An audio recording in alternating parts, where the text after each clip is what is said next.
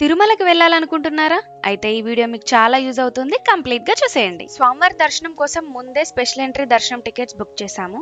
ఈ టికెట్స్ ఎలా బుక్ చేసుకోవాలో డీటెయిల్ వీడియో కావాలంటే డిస్క్రిప్షన్ లో వీడియో లింక్ ఇచ్చా, వెళ్ళి చెక్ చేయండి. టికెట్స్ బుక్ చేసిన 3 months తర్వాత అయితే మన తిరుమల ట్రిప్ స్టార్ట్ అవుతుంది. బయటికంటే చాలు బ్యాగ్ వేసుకొని ఉరకడమే. అలా వరంగల్ స్టేషన్ కి అయితే వచ్చేసాం. మేమైతే కేరళ ఎక్స్ప్రెస్ ట్రైన్ చూస్ చేసుకున్నాము.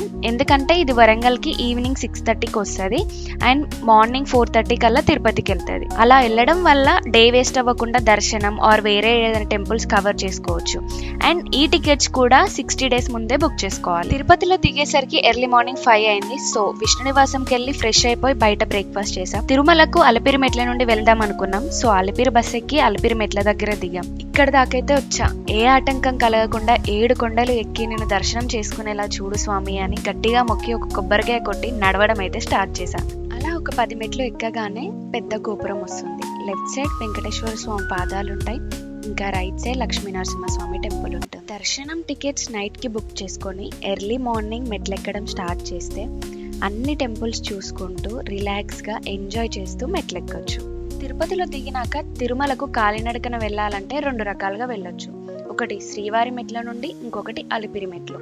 శ్రీవారి మెట్ల నుండి తిరుమలకు వెళ్ళాలంటే 3 గంటల టైం పడుతుంది. బట్ ఎక్కడానికి కష్టంగా ఉంటుంది, చాలా స్టీప్ గా ఉంటాయి మెట్లు. అలానే ఫుడ్ స్టాల్స్ కానీ ఫస్ట్ ఎయిడ్ సెంటర్స్ కానీ ఏమీ ఉండవు. అదే అలిపిరి మెట్ల నుండి వెళ్తే 3 to 5 hours పడుతుంది. బట్ తినడానికి ఫుడ్ స్టాల్స్ ఉంటాయి, అలానే ఫస్ట్ ఎయిడ్ సెంటర్స్ కూడా ఉంటాయి. మీ కన్వీనియంట్ ని బట్టి ఎలా వెళ్ళాలనుకుంటే అలా ప్లాన్ చేసుకోండి. ఇక్కడ ఒక పెద్ద రాయికి హనుమంతుడు కనిపిస్తున్నాడు కదా. మోకాల నొప్పులు ఉన్న వాళ్ళు ఈ రాయికి మోకాళ్ళు పెడితే మోకాల నొప్పులు పోతాయంట. దీని గురించి మీకు ఏమైనా క్లారిటీగా తెలిస్తే కామెంట్ లో చెప్పండి. కొందరు నడవడమే కష్టం అనుకుంటారు, అలాంటి వాళ్ళకు వీళ్ళు ఇన్స్పిరేషన్ అని చెప్పొచ్చు.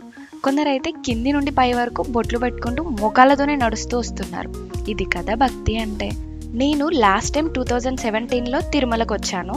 అప్పుడు గాలిగోపురం దగ్గర అయితే ఫ్రీ దర్శనం టికెట్స్ ఇచ్చారు, కానీ ఇప్పుడు అలా ఇవ్వట్లేదంట.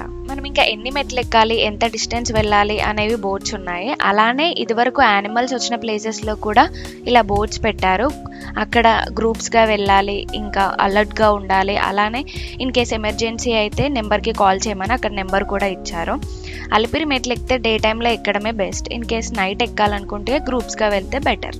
నాకైతే ఈ ప్లేస్ లో ఏదో మ్యాజిక్ ఉంది అనిపించింది. అలా నడుచుకుంటూ గోవిందనామాలు చదువుతూ వెళ్తుంటే మనసంతా చాలా ప్రశాంతంగా అనిపించింది.